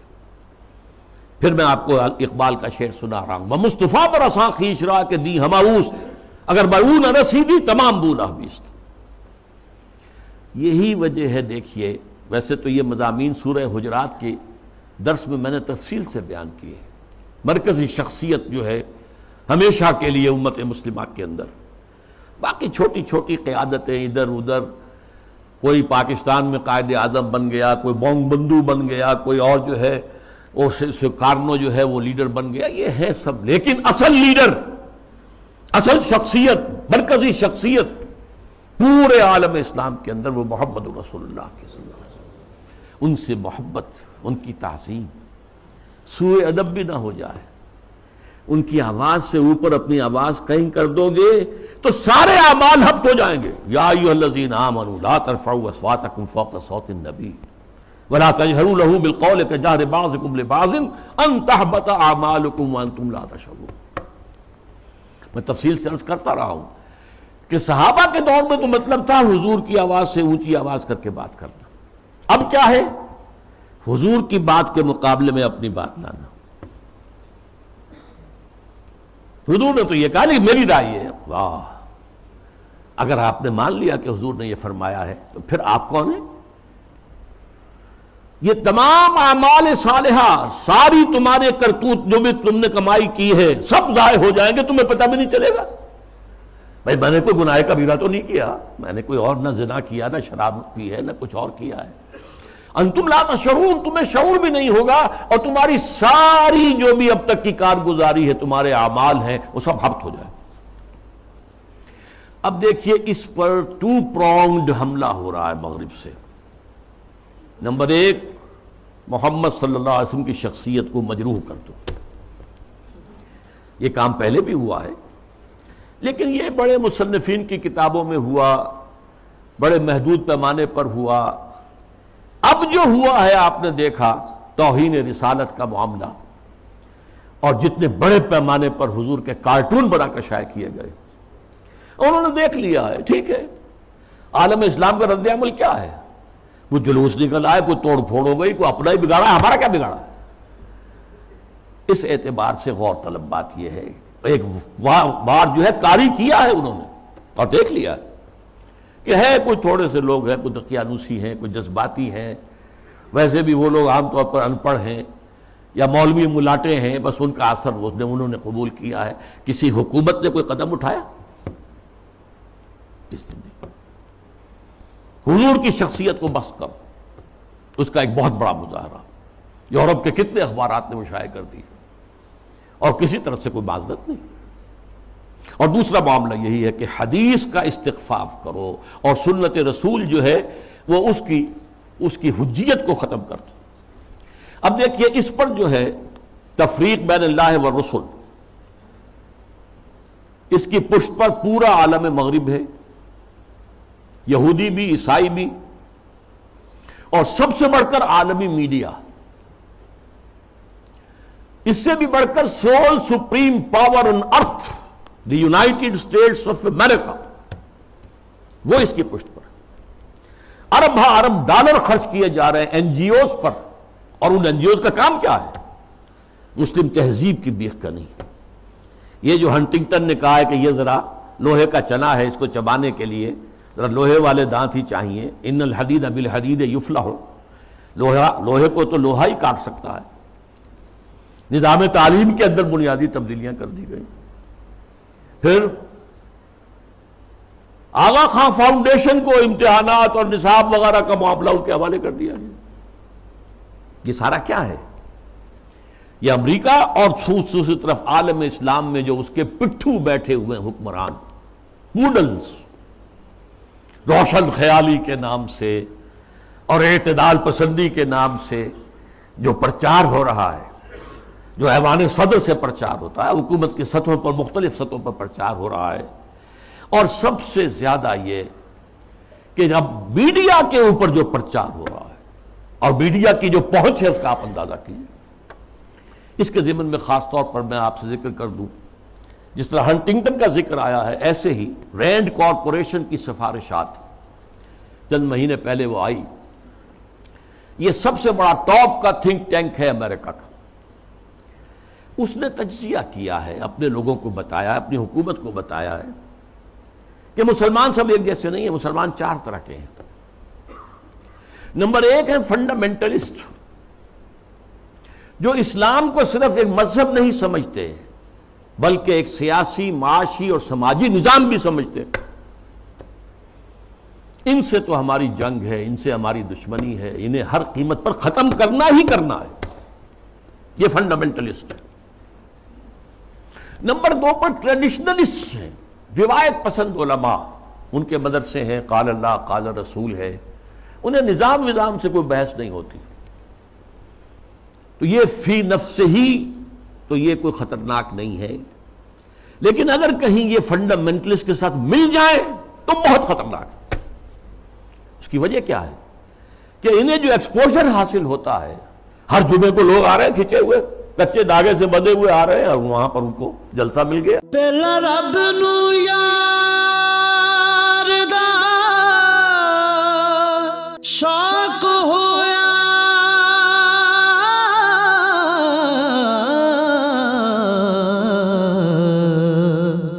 نبی پاک دا کرن جمال مائیں آیا وہی لے کے ہویا ترت حاضر، تے لیا یار نے یار نو پھال مائے۔ گفتگو ہو رہی ہے، کوئی اور جماعت جو ہے، کوئی سیاسی جماعت چھوٹا سا جلسہ بھی کرے گی تو کتنے کھکیڑ بول لے گی، پوسٹر شائع کرے گی، کوئی ڈنڈورا پیٹے گی، کچھ اور کرے گی، اشتہار اخبارات میں دے گی۔ یہاں جو ہے کہ خود بخود ہو رہا ہے، کچے دھاگے سے بندے آئیں گے سرکار میں، اور اکثر مسلمان آتے ہیں تو نہا دھو کر اچھے کپڑے پہن کر آتے ہیں تاکہ ایک اچھے ماحول میں خوشبو لگا کر آؤ، تاکہ اچھا ماحول ہو، پسینے کی بدبوؤں سے طبیعتیں منغص نہ ہو جائیں۔ تو یہ ٹریڈیشنلسٹ جو ہے ان کا ایکسپوجر بہت بڑا ہے۔ اگر یہ فنڈامنٹل کے ساتھ مل جائے تو بہت خطرناک ہے۔ پھر انہوں نے اس پر مشورہ بھی دیا، ان کو ان کے باہمی مسلکانہ اور مذہبانہ جو اختلافات ہیں ان کے اندر لگائے رکھو، بھڑکاؤ ان کو تاکہ اور ادھر ادھر نہ دیکھ سکے۔ تیسرے نمبر پر اس نے کہا کہ ماڈرنسٹ ہے، ایسے دانشور ہیں کہ جو اسلام کی تعبیر ایسی کر رہے ہیں اسلامی تہذیب کی کہ جو ہماری تہذیب کے ساتھ کمپیٹیبل ہے، جڑ جاتی ہے، مل جاتی ہے، وہ ہماری تہذیب کے لیے کوئی چیلنج نہیں رہتی، وہ تعبیر۔ یہ جو ماڈرنسٹ دانشور ہیں ان کی ضرورت ہے کہ ان کو سپورٹ کیا جائے، ان کی مدد کی جائے، اور خاص طور پر الیکٹرانک میڈیا میں ان کو ایکسپوجر دیا جائے۔ یہ نوٹ کیجئے، یہ ساری چیزیں جو ہو رہی ہیں، ڈانڈے کہاں مل رہے ہیں، کہاں سے آ رہی ہیں ہدایات، کس کی طرف سے پالیسی لائنز جو ہے فکس کی گئی ہیں۔ میڈیا پر ان کو ایکسپوجر دیا جائے، اس لیے کہ ظاہر بات ہے مسجد میں تو کوئی ان کی بات سنے گا نہیں، کون کھڑا ہونے دے گا ان کو ممبر پر، لہذا ان کے لیے ذریعہ جو ہے اس سے کہیں زیادہ وسیع اب ذریعہ ہمارے پاس میڈیا کا ہے، اس پر ایکسپوجر دو۔ چوتھے انہوں نے کہا کہ مسلمانوں میں بھی بڑی تعداد ہے جو خالص سیکولر ہو چکے ہیں، وہ تو ہمارے ہیں ہی ہیں، وہ سمجھتے ہیں کہ یہ نماز روزہ ہے تو بس انفرادی مسئلہ ہے، کوئی کرے نہ کرے، لیکن یہ ہے کہ اس کا ریاست سے، حکومت سے، قانون سے، تہذیب سے، تمدن سے کوئی راستہ نہیں۔ تو یہ چار کیٹیگریز میں سے یہ 2+2 ہو گئے، ماڈرنسٹ اور سیکولرسٹ تو ہمارے ساتھی ہیں، اور یہ فنڈامنٹلسٹ اور ٹریڈیشنلسٹ انہیں ٹیکل کرنا پڑے گا، سب سے بڑھ کر فنڈامنٹلسٹ کو جو اسلام کو ایک نظام سمجھتے ہیں، سیاسی، معاشی، معاشرتی نظام، اور اس کے بعد یہ کہ یہ جو ٹریڈیشنلسٹ ہیں جن کا کہ اثر و رسوخ عوام کے اندر ہے، تو ان کو جو ہے اپنے باہمی اختلافات میں الجھائے رکھا جائے۔ اب میں چند مثالیں آپ کے سامنے پیش کر رہا ہوں، اس کے جو مظاہر ہیں۔ ظاہر بات ہے کہ وہ تو مثالیں تو بے شمار ہو سکتی ہیں، لیکن اس وقت میں چند مثالیں دوں گا۔ دیگ کا کہ چند چاول بتا دیتے ہیں کہ دیگ کا کیا حال ہے۔ ہمارے ہاں کے ایک بڑے ابھرتے ہوئے دانشور ہیں، انہیں اب بڑا مقام حاصل ہو گیا ہے، میڈیا میں بھی، سرکاری معاملات میں بھی، کونسل آف اسلامک آئیڈیالوجی میں، اور اسی طرح کے ایک اور دانشور ہیں کہ جنہیں بٹھا دیا گیا ہے سپریم کورٹ کی شریعت اپیلیٹ بینچ میں، وغیرہ وغیرہ۔ بہرحال وہ جو دانشور ہیں جن کا میں نے پہلے ذکر کیا، ان کی ایک بات سامنے آئی، یہ پردہ وردہ اسلام میں نہیں ہے، یہ کوئی مستقل حکم نہیں ہے، یہ تو ایک خاص زمانے کا کلچر تھا، کلچر ہے صرف، اس سے زیادہ اس کی کوئی اہمیت نہیں۔ یہ بات صحیح ہے کہ یہ کلچر ہے، لیکن یہ مسلم کلچر ہے، صرف اس زمانے کے لیے نہیں تھا، یہ ہمیشہ کے لیے کلچر ہے۔ اس لیے کہ ظاہر بات ہے جب اسلام آیا ہے تو عرب میں کوئی کلچرل ویکیوم تو نہیں تھا، ان کا اپنا کلچر تھا، وہاں وہ عریانی نہیں تھی جو آج ہے، نہیں تھی، عورت کا لباس ہوتا تھا پورا، باہر نکلتے ہوئے عورتیں اس دور جاہلیت میں بھی چادر لیتی تھیں، صرف یہ کہ چہرہ کھلا رہتا تھا، چادر جسے جلباب کہا جاتا ہے، بڑی سی چادر جس میں وہ لپٹ کر نکلتی تھی باہر۔ تو اس طریقے سے ایک کلچر موجود تھا۔ پھر یہ بھی تھا بند سنور کر نکلنا اور لوگوں کی نگاہوں میں کھبنا، یہ بھی عام تھا، اس کے اوپر کوئی پابندی نہیں تھی، مخلوط معاشرت تھی، یہ تھی۔ اب اسی معاشرت کے اندر اسلام نے تبدیلیاں کی۔ پہلی بات فرمائی وَقَرْنَ فِي بُيُوتِكُنَّ، مسلمان عورتوں، خواتین، تمہاری اصل جگہ تمہارا گھر ہے، بند سنور کر باہر نکلنا اور اپنے نسوانی حسن کی نمائش کرنا یہ ہرگز تمہارے لیے جائز. بلا تبرجن تبرج الجاہلیت الاولی. اور دیکھو جب گھر سے نکلتی ہو، نکلنا پڑے ضرورت سے، بول تو تمہاری اصل جگہ تمہارا گھر ہے. نکلنا ہے تو بھی جلباب جو ہے، جلباب اس کا ایک پلو اپنے چہرے کے آگے بھی لٹکا لیا کرو، نقاب کی شکل کے اندر، کہ چہرہ چھپ جائے. تمہارا جو نسوانی حسن ہے، جس کا سب سے بڑا انڈیکس جو ہے چہرہ ہوتا ہے، وہ عام لوگوں کی نگاہوں میں نہ آئے. یہ سارے احکام کائے کے لیے دیے گئے. اس معاشرے میں ایک تبدیلی کی گئی. دوپٹہ وہاں بھی تھا، بِخُمُرِهِنَّ جو سورہ نور میں آیا لفظ. خمار اوڑھنی کو کہتے ہیں. اوڑھنی ہوتی تھی اور عام عورت کام کرتے ہوئے اس کو اپنی کمر کے گرد کس لیتی تھی، کمر کس کے، لہذا کام کرتی تھی گھر کا. یا پھر یہ کہ گلے میں ڈال لیا. سر کو ڈھانپنا اور خاص طور پر جو اپنے سینہ ہے، سینے کو اس کے کور کرنا یہ نہیں تھا. اس میں کہہ دیا تم اپنا جو ہے سر بھی ڈھانکو، اور وَضْرِبْنَ بِخُمُرِهِنَّ عَلَى جُيُوبِهِنَّ، اپنے گریبانوں کے اوپر اپنی اوڑھنیوں کے بکل مارو، تاکہ جو عورت کا نسوانی حسن ہے اس میں ایک بہت بڑا حصہ یہ بھی ہے، اس کو مزید چھپاؤ. کرتا تو پہلے سے تھا، لیکن یہ وَضْرِبْنَ بِخُمُرِهِنَّ عَلَى جُيُوبِهِنَّ، یہ جو تمہارے خمار ہیں، جو تمہاری یہ اوڑھنیاں ہیں، ان کے ذرا بکل بھی مار لیا کرو اپنے اوپر. اس نے وہ تہذیب پیدا کی ہے جس کا میں تذکرہ کر چکا ہوں کہ اس نے ہماری ایک طرز تعمیر بھی تبدیل کر دی. مردانہ اور زنانہ معاملہ اور گھر بنانا، مورش آرکیٹیکچر خاص طور پہ دنیا کے اندر مشہور ہے، ٹاپ کے آرکیٹیکچرز میں سے. اور پھر یہ سارا جو نظام بنا ہے، اور یہ چلا آیا. انگریزوں کے دور میں بھی نہیں ختم ہوا یہ، اور فرانسیسی کہیں گئے، کہیں اور گئے، کوئی اور پورچوگیز گئے، ڈچ گئے، وغیرہ وغیرہ، اطالوی گئے، لیکن یہ تہذیب کا جو یہ سٹرکچر تھا یہ قائم رہا، انٹیکٹ رہا. اب اس کے خلاف جو مہم ہو رہی ہے وہ میں آپ کو بتا چکا ہوں کہ عالمی سطح پر ہے.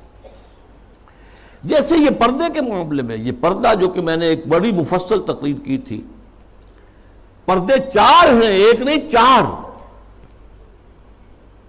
پہلا پردہ جو ایک پورے کرٹن کی طرح گویا کہ ہمارے پورے معاشرے کے اندر تنا ہوا ہے، وہ سیگریگیشن آف سیکسز، عورتوں اور مردوں کو علیحدہ کرو، مخلوط معاشرت نہ ہو. دعوت ولیمہ ہو رہی ہے تو ایک طرف عورتیں ہیں، دوسری طرف مرد ہیں، مخلوط نہیں. لیکن اب مخلوط بھی ہوتی. وہ تو جدید تہذیب جو ہے جیسے جیسے پھیل رہی ہے، اور کمال یہ کرتے ہیں کہ دولہا اور دلہن کو سجی سجائی دلہن کو لا کر جو ہے وہ وہاں پر اسٹیج پر بٹھا دیتے ہیں. بڑھ رہا ہے کینسر جو ہے وہ آگے سے آگے بڑھ رہا ہے. پہلا پردہ سیگریگیشن، ٹھیک ہے، کوئی کام کرنے کی پابندیاں نہیں ہے، تعلیم حاصل کرنے پر پابندی نہیں ہے، لیکن یہ کہ سیگریگیشن کے ساتھ ہوگا جو بھی معاملہ ہوگا. میں تفصیل سے کر چکا ہوں، وہ میری تقریر کے ویڈیو بھی ہیں، آڈیو بھی ہیں، وغیرہ وغیرہ، اور شاید وہ کہیں مضمون کی شکل میں میثاق میں چھپ بھی چکی ہو. اگلا پردہ کیا ہے کہ عورت گھر سے نکلے تو یا جلباب کے اندر لپٹی ہوئی ہو، اور یا یہ ہے کہ پھر اسی کی ایک شکل بن گئی، وہ لپٹی ہوئی بھی ہو، اپنے چہرے کے اوپر ایک اس کا حصہ پلو لٹکا بھی لے، اسی کی شکل بعد میں برقعے کی شکل میں آ گئی. آسانی ہو گئی. جلباب میں ہے تو آپ کا ایک ہاتھ جو ہے عورت کا وہ چادر کو سنبھالنے پر لگے گا، صرف ایک ہاتھ فری ہوگا. اگر آپ نے برقع اوڑھ لیا ہے اور نقاب بھی ڈالا ہوا، دونوں ہاتھ فری ہیں. ڈاکٹر کے ہاں جانا ہے، بچے کو لے کر دکھانا ہے، بچے کو گود میں لیا اور ایک ہاتھ میں بوتل لے رکھی ہے دوا کے لیے، ورنہ یہ ہے کہ معاملہ مشکل ہو جائے گا. تو برقع اس کی ایک ارتقائی شکل ہے. تیسرا پردہ 4 دیواری، گھر کے اندر صرف محرم داخل ہوگا، نہ محرم نہیں جائے گا.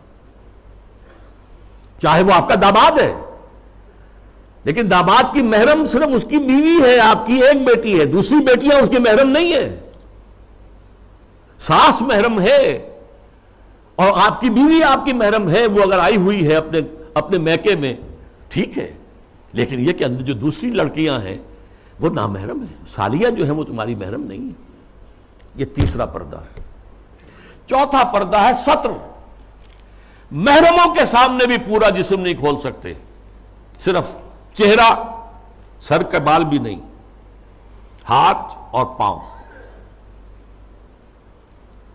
یہ سطر کہلاتا ہے، یہ تیسرا پردہ ہے۔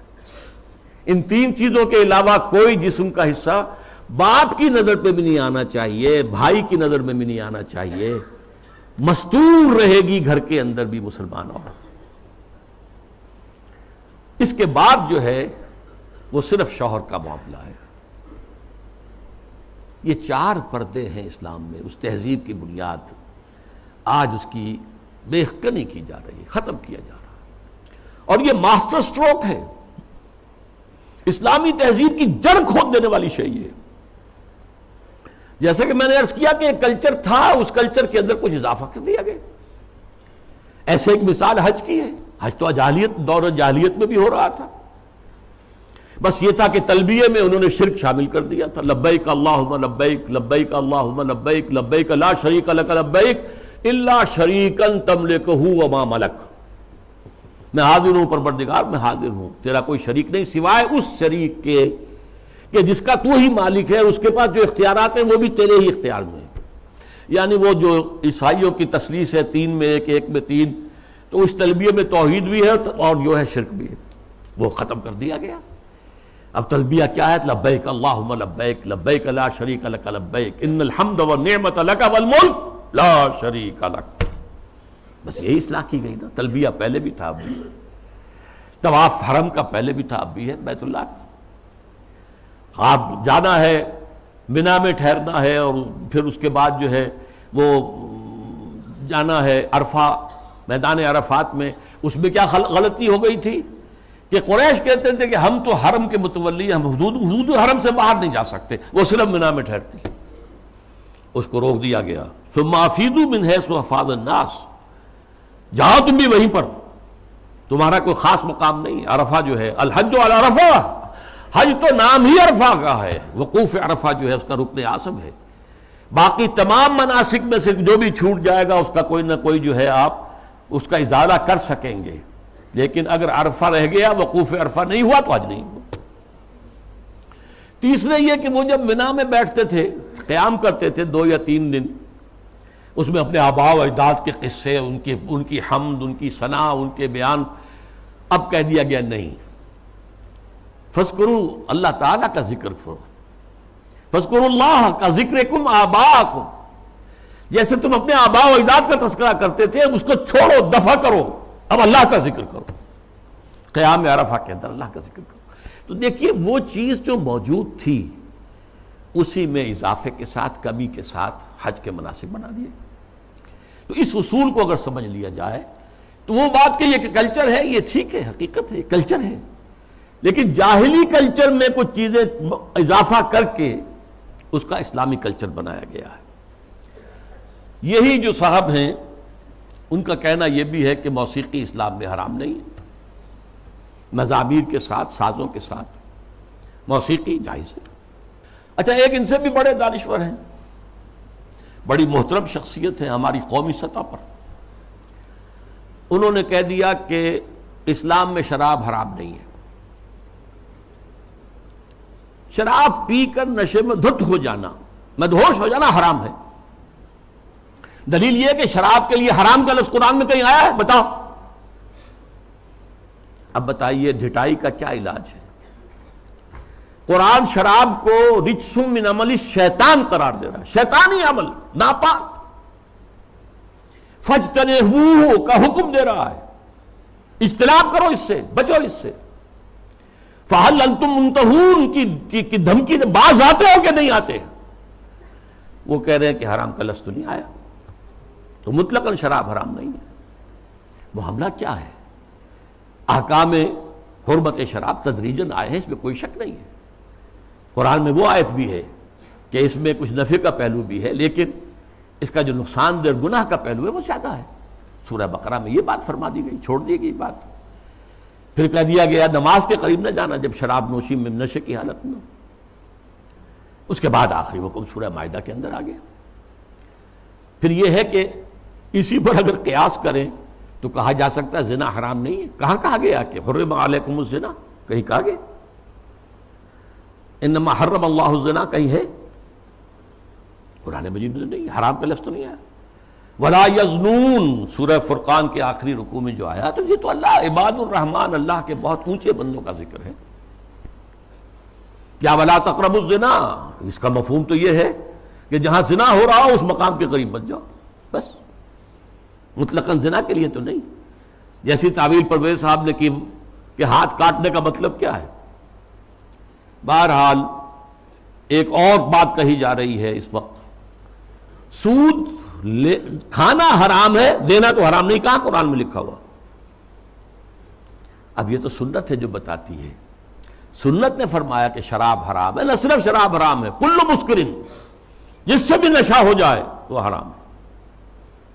چنانچہ سلفی علماء جو ہے خاص طور پہ سعودی عرب کے، وہ تو سگریٹ نوشی کو بھی حرام کہتے ہیں، تمباکو نوشی حرام، تدخین حرام، اس لیے کہ اس سے بھی ایک نشہ سا ہوتا.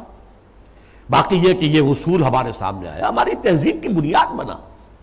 ما اسکرا کثیرہ فقلیلہ حرام، جس چیز کی زیادہ مقدار جو ہے وہ مدہوشی پیدا کر دے، نشہ پیدا کر دے، اس کی تھوڑی مقدار بھی حرام ہے.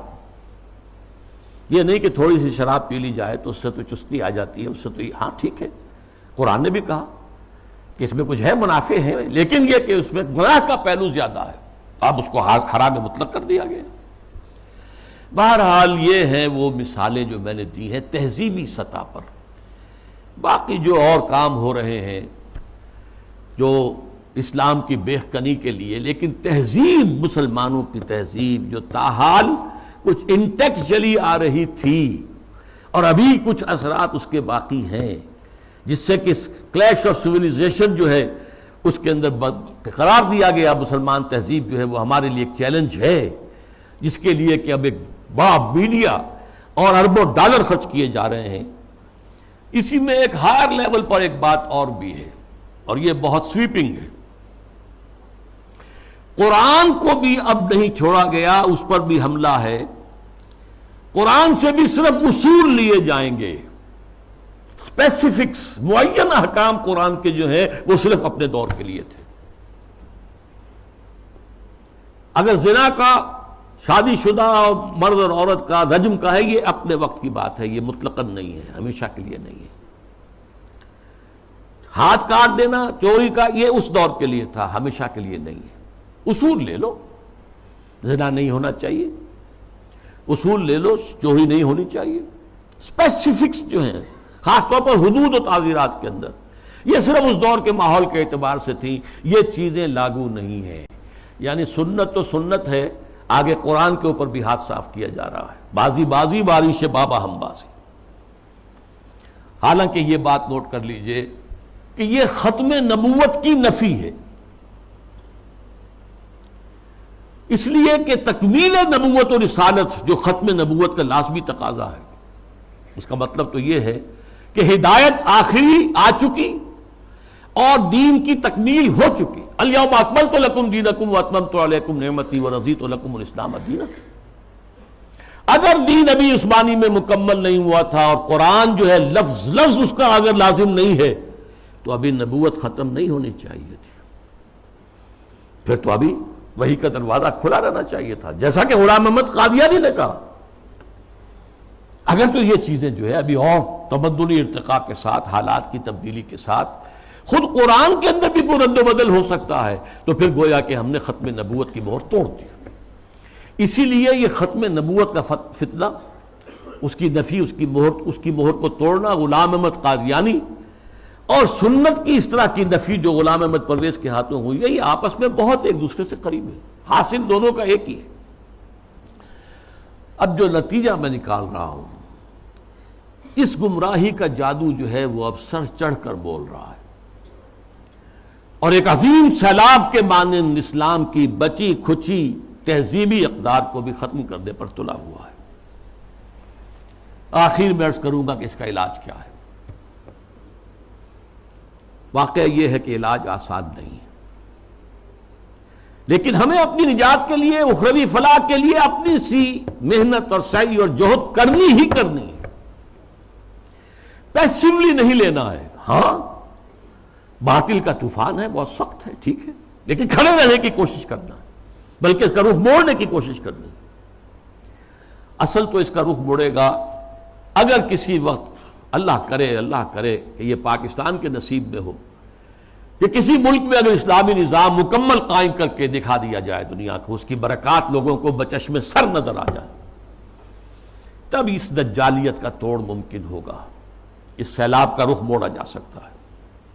لیکن اس اصول کو عام کرنا، خود اپنے ذہن کے اندر بٹھا لینا کہ کتاب اللہ اور سنت رسول اللہ لازم و ملزوم ہے، ان کے درمیان متن اور شرح کا تعلق ہے، رشتہ جو ہے متن اور شرح، ایک متن ہے ایک اس کی شرح ہے، اور اس کی حتی الامکان ہر مسلمان تبلیغ کرے، اسے پھیلائے اپنے رشتہ داروں میں، اپنے قریبی لوگوں میں، اپنے عزیزوں میں، جہاں کام کرتا ہے وہاں کے جو اپنے کولیگز ہیں ان میں۔ اور دوسری اور اہم تر بات کیا ہے، ہم خود قائم رہے پورے کے پورے اسلامی اقدار پر، ہم اپنے گھروں میں اسلامی پردہ نافذ کریں، ستر و حجاب کے احکام نافذ کریں، یہ تو ہم کر سکتے ہیں۔ ابھی ہمارے ملک میں مصطفیٰ کمال پیدا نہیں ہوا، ٹھیک ہے، ایک شخص نے اس کو مشرف صاحب نے آئیڈیل قرار دیا، لیکن ابھی کسی نے پردہ جو ہے اس کو لازماً منسوخ نہیں کیا، جیسا کہ ترکی میں ہو گیا تھا۔ لیکن یہ کہ اگر ہم نے کیا ہے تو خود کیا ہے، مغربی تہذیب کو خود اپنے سینے سے لگایا ہے۔ شرعی پردہ نافذ کرو اور اسلامی تہذیب کے ساتھ چمٹ جاؤ، تمسک کرو، چاہے تم اجنبی ہو جاؤ، چاہے تمہیں دقیانوسی کہا جائے، چاہے تم پر پھبتیاں کسی جائیں کہ اگلے وقتوں کے ہے یہ لوگ انہیں کچھ نہ کہو، یہ فنڈامنٹلسٹ ہیں، یہ تاریخ خیال لوگ ہیں، یہ رجعت پسند قسم کے لوگ ہیں، یہ قدامت پرست لوگ ہیں، یہ کٹھ ملا ہیں، جو چاہے کہہ دے دنیا، لیکن برداشت کرو، کھڑے ہو جاؤ۔ وہی حدیث، اسی پر میں اپنی بات ختم کروں گا جو میں نے سنائی تھی، بدا الاسلام غریباً وسیعود کما بدا، آج اسلام کے غربت کا سب سے بڑا دور آ چکا ہے۔ پہلے ریاستی اور سیاسی سطح کے اوپر آیا تھا، پھر معاشی سطح کے اوپر آیا، پھر اب جو ہے تہذیبی سطح پر، سماجی سطح پر، آئلی قوانین پر، ستر و حجاب کے احکام پر، عصمت و عفت کی اقدار پر، شرم و حیا کی اقدار پر یہ جو حملہ ہے، یہ غرب بدا الاسلام غریباً وسیعود کما بدا، یہ اپنی انتہا کو پہنچ گیا۔ فطوبی للغرباء، تو ان لوگوں کے لیے تہنیت ہے، مبارکباد ہے جو اسلام کی اس غربت اور اجنبیت کے دور میں خود غریب بن جائیں، اجنبی بن جائیں، تانے سنیں لیکن کھڑے رہیں، اسلام کو اور اسلامی اقدار کو سینے سے لگائے رکھیں، چمٹے رہیں۔ وہ لوگ ہیں جن کے لیے مبارکباد ہے، تہنیت ہے، بشارتیں ہیں۔ اللہ تعالیٰ مجھے اور آپ کو اس معیار پر پورا اترنے کی توفیق عطا فرمائے۔ الحمدللہ الذی ہدانا لہذا وما کنا لنہتدی لولا ان ہدانا اللہ۔ جو بھی اللہ نے ہمیں ہدایت اپنی کتاب اور اپنے رسول کی سنت کے ذریعے سے عطا کی ہے، اس پر قلب کی گہرائیوں سے شکریہ ادا کیجئے۔ الحمدللہ الذی ہدانا لہذا وما کنا لنہتدی لولا ان ہدانا اللہ۔ ربنا لا تزغ قلوبنا بعد اذ ہدیتنا وہب لنا من لدنک رحمہ۔ اے اللہ تو نے ہدایت جو عطا فرمائی تھی امت مسلمہ کو، اب اس کے بعد اس کے دل کج نہ ہونے دے۔ اے اللہ اپنی حفاظت میں رکھ امت کو، اب اس کی بچی کچی اقدار کے خلاف بھی جو سیلاب آ رہا ہے، اے اللہ ہمیں توفیق دے کہ اس کے مقابلے کے اندر کھڑے ہو جائیں۔ ربنا لا تزغ قلوبنا بعد اذ ہدیتنا وہب لنا من لدنک رحمہ انک انت الوہاب۔ اللہم اغفر لنا ولآبائنا ولأمہاتنا ولجمیع المؤمنین والمؤمنات والمسلمین والمسلمات الاحیاء منہم والاموات انک سمیع مجیب الدعوات۔ اللہم اشف مرضانا، اللہم اشف مرضانا، اللہم اشف مرضانا۔ اللہم حبب الینا الایمان وزینہ فی قلوبنا وکرہ الینا الکفر والفسوق والعصیان۔ وصلی اللہ تعالی علی خیر خلقہ محمد وبارک وسلم تسلیما کثیرا کثیرا۔